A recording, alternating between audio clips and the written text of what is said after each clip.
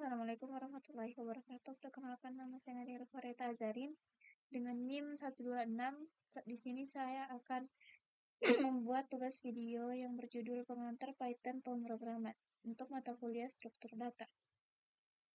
Di sini topik yang untuk diikuti yaitu meninjau kembali dasar-dasar objek Python, pengidentifikasi, tipe, urutan, daftar, tuple, kumpulan, string, kelas, kamus, operator untuk urutan dan kamus, fungsi polimorfik, baca dan tulis file.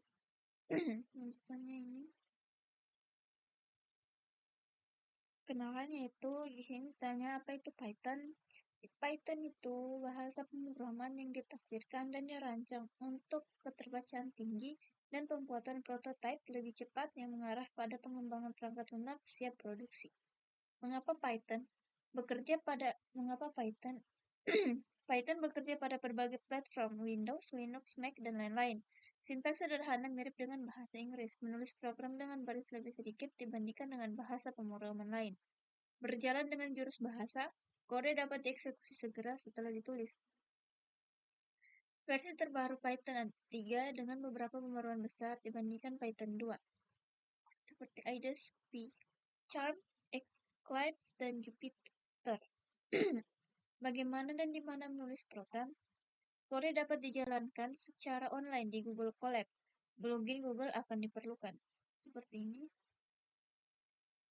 Buat buku catatan Python 3 seperti file, baru buku catatan Python 3. Setelah itu, contoh lembar program disediakan untuk referensi di sini. Lalu, kita akan menggunakan Jupyter Notebook untuk menulis program. Setelah itu, kita pelajari tutorial Google Colab untuk lebih memahami kegunaannya. Dan kita juga dapat menulis kode pada ID Python lainnya. Itu seperti ini. Lalu, pengenalan Python. Yang pertama, bahasa pemrograman yang ditafsirkan. Setelah itu digunakan untuk menyisipkan komentar. Setelah itu tanda pagar digunakan untuk menyisipkan komentar. Lalu, tanda petik seperti ini dan seperti ini dapat digunakan komentar multibaris. Tanda garis miring dapat digunakan untuk melanjutkan perintah pada beberapa baris atau blok kode diberi tab yang menjorok ke dalam struktur kontrol. Dan terakhir, bahasa dan kelas berorientasi objek menjadi dasar untuk semua tipe data. Pengidentifikasi adalah nama variabel, peka huruf besar kecil, kombinasi huruf, angka, dan garis bawah. Pengidentifikasi Python paling mirip dengan variabel referensi di Java atau variabel pointer di C++. Setiap pengidentifikasi secara implisit dikaitkan dengan alamat memori objek yang dituju merujuk. Dan Python adalah bahasa yang diketik secara dinamis, karena tidak ada deklarasi awal yang mengaitkan pengenal dengan tipe data tertentu. Tabel 1.1 yaitu reserved word. Lalu, membuat dan menggunakan objek. Membuat instance kelas baru, contohnya seperti literal Python, yaitu untuk menentukan instance baru lebih dari suhu sama dengan 98,6. 98,6 membuat instance kelas tipe float. Float 98,6, temperatur untuk float 98,6. Alias menetapkan pengenal kedua objek yang sudah ada. Lebih dari asli sama dengan suhu. Python mendukung berbagai cara memanggil metode. Yang pertama, short atau data. Itu komentarnya panggilan standar ke metode fungsi. Data short dalam kurung yaitu fungsi anggota. Jenis metode access sort yaitu mengembalikan informasi tentang keadaan suatu benda tetapi tidak mengubah keadaannya. Yang kedua, mutator atau metode pembaruan yaitu mengubah keadaan objek. Lalu yang terakhir, sebuah kelas tidak dapat diubah jika setiap objek dari kelas tersebut memiliki nilai tetap pada saat instansiasi dan selanjutnya tidak dapat diubah. Contoh, kelas float in bold str untuk codingannya. Yang ini menunjukkan aksesor, dan yang ini mutator. Kelas dan tipe urutan. Kelas tipe urutan. Yang pertama daftar kelas, kelas tuple, kelas str, dan kelas himpunan atau frozen set.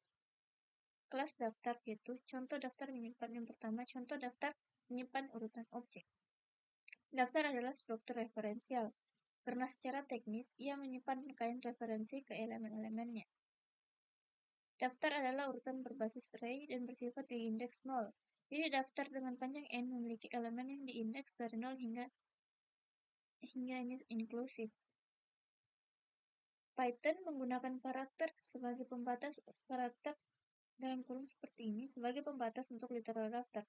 Dengan gambar seperti ini, dengan tanda seperti ini sendiri merupakan daftar kosong. Constructor list menghasilkan daftar kosong secara default. Namun, konstruktor akan menerima parameter apapun yang bertipe iterable. Daftar adalah urutan yang bisa diubah. Elemen dapat ditambahkan atau dihapus dari urutan. Ini kelas tuple. Versi urutan yang tidak dapat diubah. Itu tidak bisa diubah, elemen tidak dapat ditambahkan atau dihapus dari urutan. Tanda kurung membatasi sebuah tupel dengan tanda kurung menjadi tupel kosong.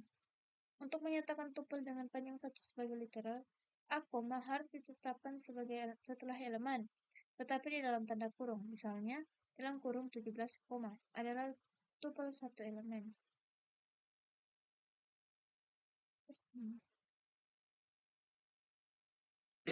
Selanjutnya kelas str, mewakili rangkaian karakter yang tidak dapat diubah, atau kelas string, mewakili rangkaian karakter yang tidak bisa diubah. Contoh halo, contoh tanda petik 2 halo dan tanda petik 1 halo. Setelahnya jangan khawatir. Sini kita perhatikan karakter escape. Dan yang ketiga, karakter Unicode juga dapat disertakan, misalnya seperti ini. Dan yang keempat, tanda petik 1 dan tanda petik 2 untuk komentar pada multibaris. Yang terakhir, karakter individual dari string dapat diakses menggunakan operator dengan tanda seperti ini. Untuk kelas himpunan buku, kelas himpunan mewakili pengertian matematika tentang suatu himpunan, yaitu kumpulan elemen tanpa duplikat dan tanpa urutan yang melekat pada elemen tersebut.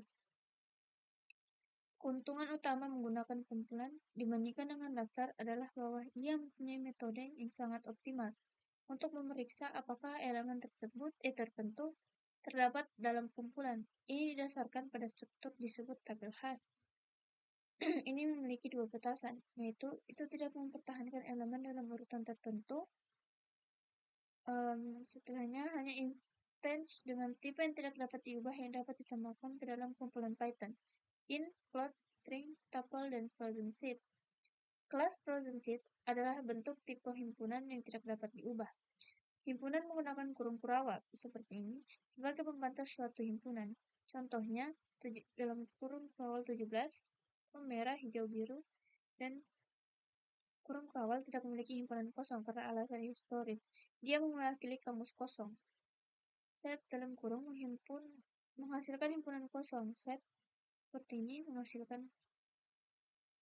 Untuk kelas stick-nya mewakili kamus atau pemetaan dari sekumpulan kunci berbagai hingga terkait nilai-nilai. Yang kedua, literal kamus juga menggunakan kurung kurawal seperti ini. Bentuk literal kurung kurawal menghasilkan kamus kosong. Konstruktor untuk kelas stick menerima pemetaan yang ada sebagai parameter. Alternatifnya, konstruktor menerima rangkaian pasangan nilai kunci sebagai parameter sebagai dalam dict atau berpasangan dengan berpasangan. Ini. Ya, mana dia?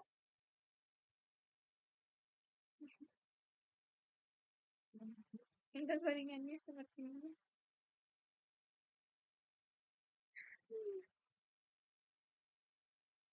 Dan hasilnya setelah direm menjadi seperti ini. Nah, selanjutnya ekspresi operator dan prioritas. Operator logika bukan dan atau. Operator kesetaraan adalah bukan dalam kurung 2, tanda 1 dalam kurung. Operator perbandingan yaitu seperti ini. untuk operator aritmatika seperti ini, dan operator bitwise seperti ini. Untuk operator urutan, Python mengandalkan pengindeksan urutan 0, sehingga urutan dengan panjang n memiliki elemen yang diindeks dari 0 hingga n y1 inklusif. Python juga mendukung penggunaan indeks negatif, yang menunjukkan jarak dari akhir rangkaian. Indeks menunjukkan elemen terakhir. Indeks yaitu menunjukkan elemen kedua hingga terakhir dan seterusnya. Mengiris interval setengah terbuka. Contoh, data dalam kurang 38 ini menunjukkan urutan berikutnya yang mencakup 5 indeks. 3, 4, 5, 6, 7. Semua urutan menentukan operasi perbandingan berdasarkan urutan leksikografis. Melakukan perbandingan elemen demi elemen hingga perbedaan pertama ditemukan. Misalnya 5, 6, 9 kurang dari 5,7 karena entry pada indeks 1. Ini operator untuk set K in S yaitu containment check, K not in S not containment check, S1 dalam kurung 2 S2. Ini adalah untuk operator set. Dan untuk operator untuk kamus ini itu seperti ini. Dan operator penugasan yang diperluas seperti ini. Prioritas operator penggunaan berantai. Operator precedence type-nya ini dan simbolnya ini. Selanjutnya, aliran kontrol. Jika sementara untuk istirahat dan lanjutkan. Untuk pernyataan break mengakhiri perulangan while atau for yang paling cepat ditutup. Dan pernyataan continue menyebabkan perulangan. Saat ini pada badan perulangan berhenti. Namun lintasan perulangan selanjutnya berjalan seperti yang diharapkan. Fungsinya, istilah fungsi digunakan untuk menggambarkan fungsi tradisional tanpa kewarganegaraan yang dijalankan. Tanpa konteks kelas tertentu, ada turunan dari kelas itu, seperti B sama dengan diurutkan dalam kurung data. Yang kedua, istilah metode digunakan untuk menggambarkan fungsi anggota yang dipanggil pada objek tertentu menggunakan sintaks penyampaian pesan bagi orientasi objek seperti C sama dengan data sortir. Pengidentifikasi yang digunakan untuk menggambarkan parameter yang diharapkan dikenal sebagai parameter formal. Objek yang dikirim oleh pemanggil saat memanggil fungsi adalah parameter sebenarnya. Fungsi polimorfik lebih dari satu kemungkinan tanda tangan pemanggil nilai parameter default. Untuk parameter bawaannya ini adalah tanda tangan dari fungsi tersebut, dan ini bagian fungsinya, lalu bagian return end yaitu akhir dari fungsi. Jadi setelah kita menandatangan dari fungsi tersebut, lalu kita mengisi badan fungsinya dan diakhiri dengan return end sebagai akhir dari fungsi. Masukan atau keluaran berkas masukan dari keyboard yaitu input untuk dikeluarkan ke konsol yaitu print. Penanganan berkas file adalah lokasi bernama di disk yang digunakan untuk menyimpan data secara permanen. Jadi untuk kita menyimpan file yaitu disk, lalu operasi berikut dapat dilakukan pada file. Ini contoh yang pertama, dan ini contoh yang kedua. Ini untuk perintah file IO bawaan. Lalu selanjutnya penanganan pengecualian. Pengecualian adalah peristiwa yang terjadi selama eksekusi program yang mengganggu aliran normalnya. Penanganan pengecualian adalah proses menangani kesalahan dan kesalahan runtime dengan anggun. Hal ini mencakup dua tugas utama. Yang pertama, lemparan pengecualian yang sesuai, raise dan assert. Yang kedua, jalankan fungsi yang sesuai dengan menangkap pengecualian berikut. Coba kecuali block. Untuk mengajukan pengecualian itu ini seperti ini.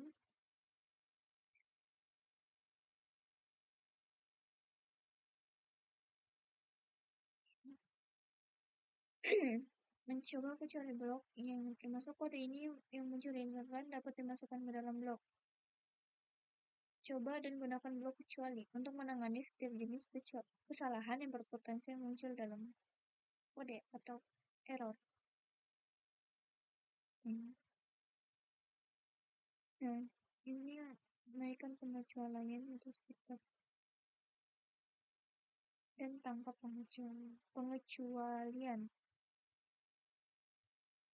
Fungsi tegaskan digunakan untuk menegakkan suatu kondisi. Yang kedua, hal ini memunculkan pengecualian ketika kondisinya tidak bertemu. Jika assertion gagal, Python menggunakan argumen untuk pengecualian assertion error. Ini assertion error. Jenis pengecualian umum, iterator dan generator. Iterator adalah objek yang mengelola iterasi melalui serangkaian nilai. Jika I adalah sebuah iterator, setiap pemanggilan ke fungsi bawaan next I akan menghasilkan elemen berikutnya dari rangkaian yang mendasarinya. Pengecualian top iteration dinaikkan menjadi menunjukkan bahwa tidak ada elemen lebih lanjut. Iterable adalah OBJ yang menghasilkan iterator melalui sintaks. Teknik yang paling nyaman untuk membuat iterator dengan Python adalah melalui penggunaan generator. Generator dapat memiliki beberapa perintah hasil. Iterator dan generator memberikan manfaat evaluasi lambat, di mana nilai dihitung jika diminta seluruh rangkaian tidak perlu berada di memori pada suatu waktu.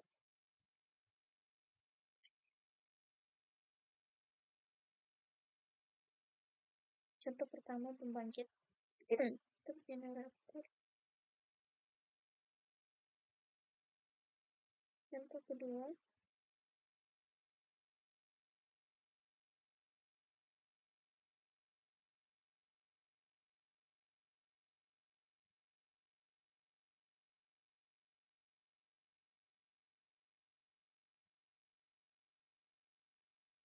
contoh ketiga, sini iterator yang digunakan dengan menggunakan perintah iterator ini.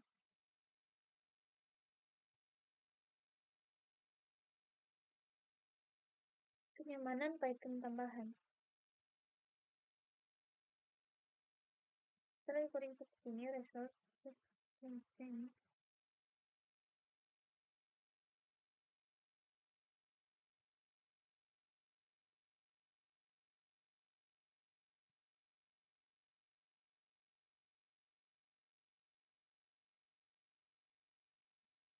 sintaks pemahaman menghasilkan satu rangkaian nilai berdasarkan pemrosesan rangkaian lainnya. Daftar pemahaman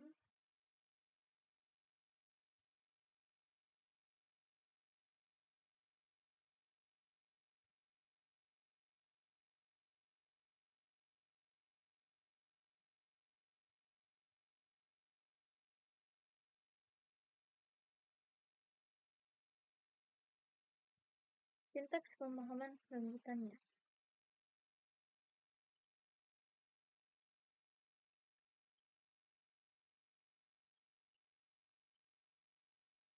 Nah, sintaks generator sangat menarik ketika hasilnya tidak perlu disimpan dalam memori. Misalnya, untuk menghitung jumlah n, kotak pertama, sintaks generator total langsung dalam kurung kakak untuk k dalam rentang 1,n tambah 1 lebih disukai daripada penggunaan pemahaman daftar yang dibuat secara eksplisit sebagai parameter. Mengemas dan membongkar urutan. Pengemasan otomatis. Jika serangkaian ekspresi yang dipisahkan koma diberikan dalam ukuran yang lebih besar konteksnya, mereka akan diperlakukan sebagai satu tuple, meskipun tidak ada tanda kurung yang diberikan. Datanya tidak menggunakan tanda kurung, lalu untuk tuple dipakai data dalam kurung.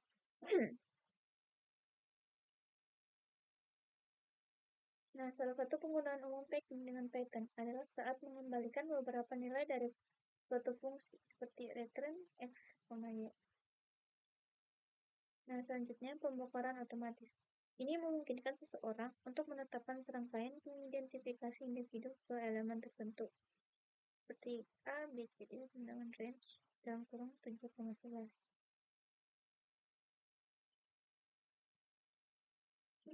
Untuk teknik ini dapat digunakan untuk membongkar tuple yang dikembalikan oleh suatu fungsi.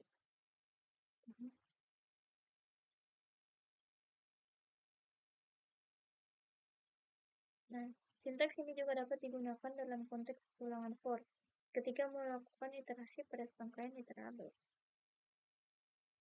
Untuk iterasi melalui item kamus.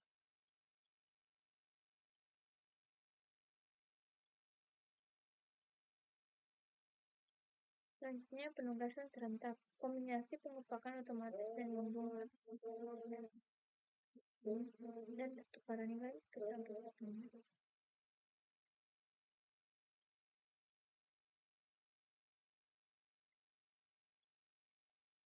Contoh duanya. Selanjutnya, cakupan dan keundangan. Nah, yang pertama, proses menentukan nilai yang terkait dengan pengidentifikasi dikenal sebagai resolusi nanti. Nah, yang kedua, setiap kali pengidentifikasi ditetapkan ke suatu nilai, definisi tersebut disebut dengan A. Dan ruang input tertentu. Lalu, penugasan tingkat atas biasanya dilakukan dalam bentuk global. Penugasan yang dilakukan dalam isi suatu fungsi biasanya memiliki cakupan yang terbatas, lokal untuk panggilan fungsi itu. Dan selanjutnya, setiap cakupan berbeda di Python. Direpresentasikan menggunakan abstraksi yang dikenal sebagai A, ruang nama. Yang terakhir, objek kelas 1 adalah instance dari suatu tipe yang dapat ditetapkan ke suatu identifikasi, diteruskan sebagai parameter, atau dikembalikan oleh suatu fungsi. Di Python, fungsi dan kelas juga diperlakukan sebagai objek kelas 1. Lalu selanjutnya modul. Modul adalah kumpulan fungsi dan yang terkait kelas-kelas yang didefinisikan bersama dalam satu file oleh sumber yang dapat diimport dari dalam suatu program. Dan di luar definisi bawaan, distribusi Python standar juga mencakup mungkin puluhan ribu nilai, fungsi, dan kelas lain yang diatur dalam perpustakaan tambahan yang dikenal sebagai modul.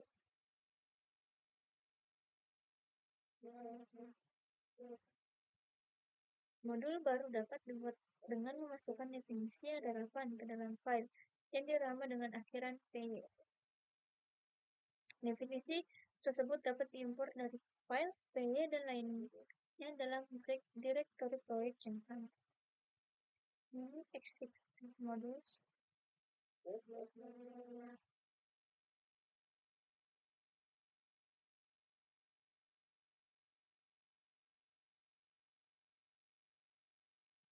Dan terakhir ringkasan. Kami membahas topik-topik berikut dalam kuliah ini, seperti pengantar pemrograman Python, berbagai kelas tipe urutan, operator input dan output dalam input dan output dalam Python, lalu penanganan filenya.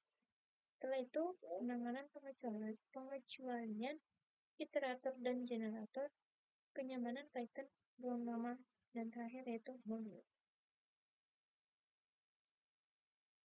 Oke, sekian dari saya. Bila ada kesalahan mohon dimaafkan. Wabillahi taufiq wal hidayah. Wassalamualaikum warahmatullahi wabarakatuh.